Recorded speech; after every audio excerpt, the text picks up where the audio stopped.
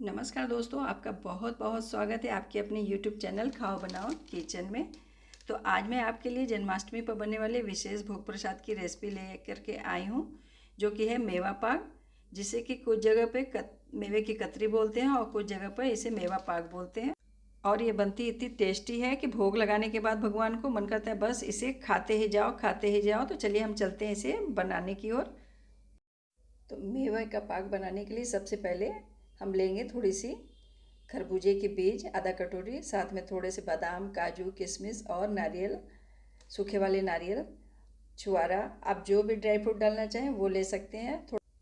और थोड़ा सा हमने पोस्ता का दाना भी लिया हुआ है, आधा कटोरी। तो सारी ही चीज़ों को हम सबसे पहले फ्राई करेंगे। इसे फ्राई करके ही मेवे का पाक बनाते हैं। तो हमने अपनी आंच पे एक कढ़ाई चढ़ाई हुई है और इसके अंदर डालेंगे थोड़ा सा घी, क्योंकि पाक के अंदर में घी थोड़ा सा ज़्यादा मात्रा में लगता है और इसके अंदर हम देसी घी का ही इस्तेमाल करेंगे, कोई तेल या डालडा का इस्तेमाल नहीं करेंगे। अगर हम तेल या डालडा में बनाएंगे तो इसका टेस्ट बढ़िया नहीं आएगा। तो इसे जब भी बनाएं तो देसी घी में ही बनाएं। तो सबसे पहले हम काजू को फ्राई कर लेंगे। इसे हम गुलाबी करके निकाल लेंगे।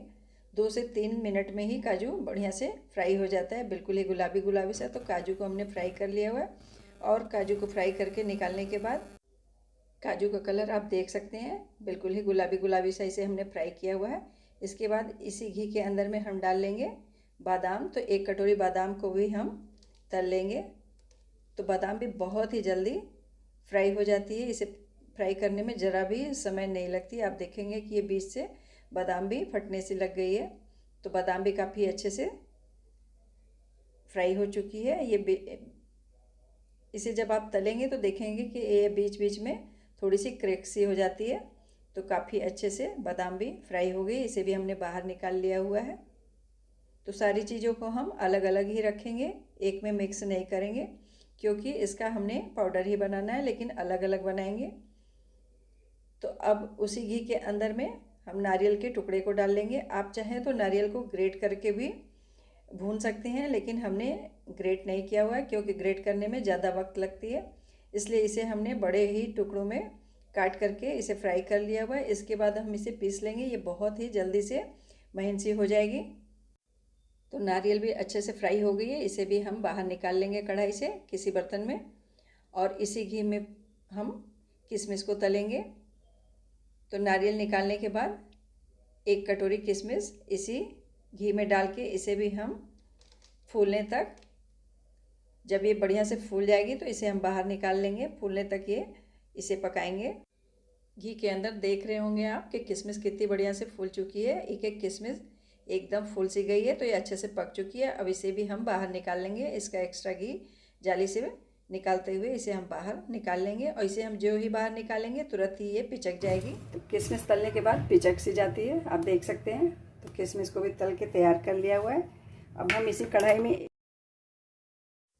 आधा कटोरी खरबूजे के बीज को भी तल लेंगे और बीज को हम चटकने तक इसे पकाएंगे। जब ये चटकने लग जाएगी तब इसे बाहर निकाल लेंगे।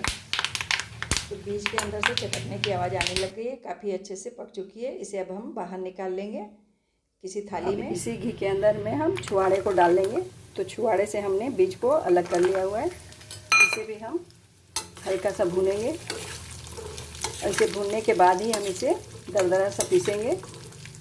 आप चाहें तो इसे पीस के भी भून सकते हैं, लेकिन पीस करके भूनने से घी ज़्यादा काला हो जाता है, इसलिए इसे बड़ा बड़ा ही पीस में तोड़ करके ही इसके बीज निकाल करके भूनेंगे तो ज़्यादा अच्छे से महीन होगा। तो छुआड़ा भी हमने तल लिया हुआ है, इसे भी हम अब बाहर निकाल लेंगे किसी बर्तन में। ठंडा होने के बाद ही हम सारी चीज़ों को पीसेंगे।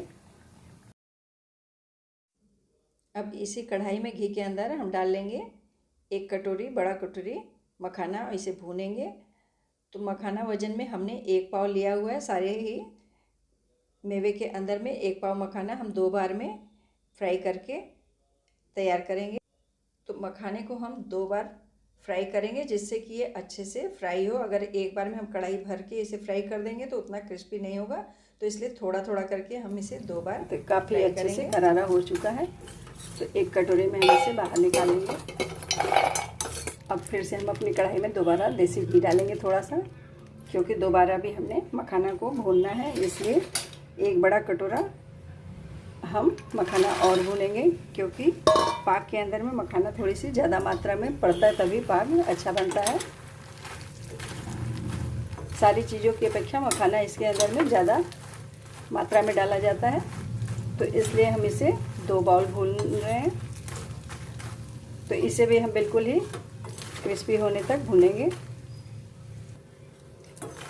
तो मखाने को भूनने के पहले आप चाहें तो मखाने को तोड़ के भी भून सकते हैं, लेकिन अगर इससे आप भून करके हल्का हल्का दरदरा सा पीस लेंगे मिक्सी में, तो ये बहुत जल्दी बढ़िया से पीस जाता है। तो इसलिए इसे तोड़ने में जितनी समय लगेगी उससे जल्दी ये भून करके इसे आप चाहें तो हल्का हल्का सा मिक्सी में चॉप कर दें, तो बढ़िया से चॉप भी हो जाएगा। आप इसका पाउडर बना के डालना चाहें या चॉप करके जैसे भी डालना चाहें वैसे डाल सकते हैं। तो मखाना मेरा अच्छे से क्रिस्पी सा हो गया। अब इसे दोबारा भी हम एक बाउल में निकाल लेंगे। तो मखाना निकालने के बाद इसी कढ़ाई में बगैर घी के हम पोस्ता के दाना को भूनेंगे।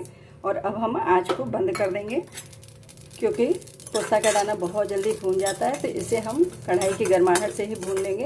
तो हमने गैस को बंद कर दिया हुआ है। तो इसे भी हम भून करके अलग रख लेंगे पोस्ते के दाना को। हम क्या करेंगे कि लेंगे एक बड़ा बर्तन इसलिए लेंगे कि इसके अंदर सब कुछ पीस करके एक साथ जब मिलाएं तो अच्छे तरीके से मिक्स हो जाए।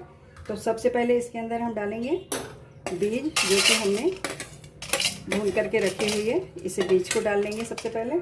अब बीज के अंदर मिक्स कर लेंगे हम पोस्ता का दाना, और इसके अंदर डाल लेंगे किशमिश, जो कि हमने साबुत ही तली हुई थी। अब हम एक मिक्सी जार में काजू और बादाम, जो कि तल करके तैयार किया हुआ था, उसे डाल के दरदरा सा इसका पाउडर बनाएंगे।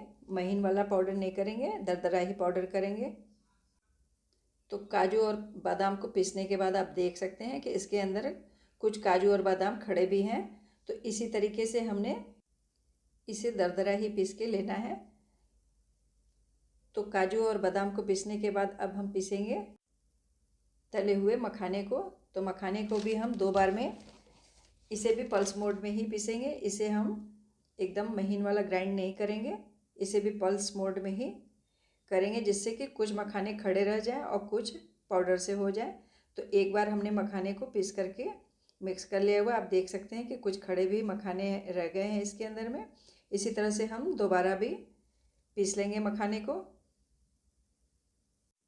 तो दोबारा भी इसे हम दरदरा सा पीस करके मखाना इसे भी मिक्स कर लेंगे। और थोड़े से साबुत मखाने भी हमने फ्राई किए हुए बचा रखे थे, उसे भी मिक्स कर लिया हुआ है। अब बारी आती है नारियल को ग्राइंड करने की। तो फ्राई किए हुए नारियल को भी हम पल्स मोड में इसे भी ग्राइंड कर लेंगे, इसे भी दरदरा सा ही पीसेंगे। तो पीसने के बाद मैं दिखा रही हूँ कि इसे भी हमने दरदरा ही किया हुआ है। इसे भी हम मिक्सचर में मिक्स कर लेंगे। सारी ही चीज़ें हम मिक्स कर लेंगे और हाथ से जार के अंदर से जो थोड़ा बहुत टुकड़ा रह गया हो, 1-2 पीस नारियल का, इसे हम बाहर कर लेंगे। इसे दोबारा पीस लेंगे। तो पिसे हुए नारियल को भी हम इसी मिक्सचर में डाल लेंगे। अब बारी आती है छुआड़े को पीसने की। तो अब छुआड़े को हम तलने के बाद आप देख सकते हैं कि छुआड़ा भी कितना क्रंची हो गया है और ये बिल्कुल ही जल्दी से पीस जाएगा। तो इसे भी हम दरदरा सा पीस लेंगे। तो छुआड़ा भी मैं दिखा रही हूँ कि कितना बढ़िया दरदरा हुआ है। पाक के अंदर बिल्कुल ही हमें ऐसा ही चाहिए होता है, एकदम महीन वाला नहीं डालते। ये खाने में जब पाक पूरा अच्छी तरीके से पक जाएगा तो बहुत ही अच्छा इसका टेस्ट आएगा।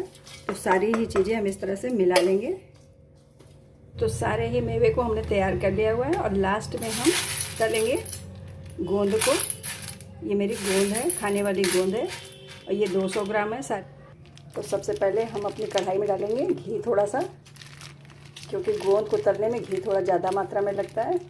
तो थोड़ा हम इसके अंदर में घी डालेंगे और जब घी खूब बढ़िया से गर्म हो जाएगा तभी हम इसके अंदर में गोंद डालेंगे। तो घी काफ़ी अच्छे से गर्म हो गया है। तो तलने के लिए भी हमने गोंद को तलने के लिए भी देसी घी ही लिया हुआ है, क्योंकि इसके अंदर में देसी घी का ही इस्तेमाल करते हैं, तेल या डालडा वगैरह का नहीं करते हैं। अगर आप तेल या डालडा में बना देंगे तो इसका टेस्ट एकदम नहीं आएगा। इसलिए जब भी बनाएं देसी घी में ही बनाएं। और इस तरह से हम थोड़ी थोड़ी करके गोंद इसके अंदर में डालेंगे और इसे चलाते जाएंगे। आप देखेंगे कि थोड़ा थोड़ा डालने से कितने बढ़िया से फूल रही है गोंद। तो इसे हम शुरू की आंच तेज़ ही रखेंगे गोंद जब डालेंगे, और जब फूल जाए गोंद तो उसके बाद हम आंच को धीमा कर देंगे, जिससे ये अंदर तक क्रिस्पी हो सके गोंद। और अगर हम तेज़ आंच में इसे तल देंगे तो ये अंदर से कच्ची रह जाएगी। तो इसलिए अब हमने आंच को धीमी कर दिया हुआ है। जब ये फूल गई है तो थोड़ा थोड़ा डाल के तलने से आप देख रहे होंगे बिल्कुल ही मोतियों की तरह से खिली खिली हुई सी गोंद है, नहीं तो एकदम एक में चिपक जाती है आपस में। और धीमी आंच में इसे हम पका लेंगे थोड़ा सा बढ़िया से अंदर तक। बिल्कुल ही 2 से 3 मिनट में काफ़ी अच्छे से पक जाती है अंदर तक। और फिर इसके बाद हम इसे बाहर निकाल लेंगे। तो काफ़ी अच्छे से तल गई है, तो अब हम इसे एक बर्तन में बाहर निकालेंगे। तो बाकी की सारी गोंद भी हम बिल्कुल ही सेम तरीके से फ्राई करेंगे। तो कितनी गुलाबी गुलाबी मोतियों के जैसी गोंद तल के तैयार हो गई है। तो सारी ही गोंद मेरी तल चुकी है। अब इसे हम बाहर निकाल लेंगे। इसके बाद कढ़ाई से घी भी हम थोड़ा सा निकाल लेंगे और इस कढ़ाई के अंदर में 2 से 3 चम्मच घी ही रहने देंगे। और इसके अंदर डालेंगे 2 से 3 चम्मच सौंठ का पाउडर। इसे भून लेंगे। हमने गैस को बंद कर दिया हुआ है, कढ़ाई मेरी काफ़ी गर्म है। तो सौंठ को भूनने के बाद इसे हम एक साइड में रख लेंगे। तो हमने अपनी सारी ही चीज़ें तैयार कर ली है। अब फाइनली बारी आती है इसे पाकने की, मेवे को। तो इसके लिए हमने अपनी आंच पे एक बड़ी कढ़ाई चढ़ाई हुई है। इसके लिए बड़ी कढ़ाई ही लें तो ज़्यादा अच्छा रहेगा। और इसके अंदर हम बनाएंगे चाशनी। तो हमने हाफ़ केजी चीनी ली हुई है और इसे कढ़ाई में डाल दिया हुआ है। और हाफ़ केजी चीनी के अंदर हम डालेंगे 200 ml पानी। तो सबसे पहले हम 100 ml डालेंगे, फिर दोबारा हम दूसरी गिलास भी इसमें पानी डाल देंगे और इसे मिक्स करके चाशनी को हम पकने के लिए रख देंगे एक साइड में। तो जब तक चाशनी पकेगी तब तक हम अपने मेवे के मिक्सचर को तैयार कर लेंगे। सारी ही चीज़ें मिला लेंगे। तो चाशनी एक साइड पक रही है, दूसरी साइड हम अपने सारे ही मेवे के मिक्सचर को दबा दबा करके खूब बढ़िया से मिक्स कर लेंगे। इसके अंदर हम गोंद को भी डाल लेंगे। तो गोंद को हमने पिसा हुआ नहीं है, ना तो दरदरा किया हुआ है। मसाला मेरा थोड़ा गर्म है, तो इसलिए हल्का ठंडा हो जाएगा। तो इसके बाद हम गोंद को हाथ से ही दबा देंगे। फिर इस तरह से दबाने के बाद दब जाएगी, चूर हो जाएगी। और इसी के अंदर हम डाल देंगे जो हमने सौंठ को भून के रखा हुआ है, उसे भी मिक्स कर देंगे।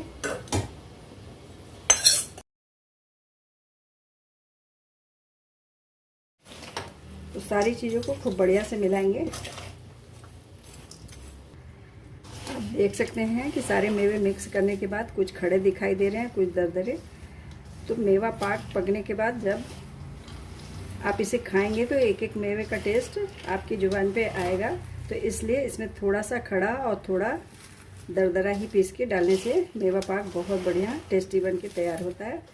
तो इस तरह से हम बिल्कुल हाथ से मिक्स करते हुए इसे बीच बीच में इस तरह से दबाते रहेंगे, जिससे कि गोंद और थोड़े मेवे दब जाएं थोड़े से, इस तरीके से।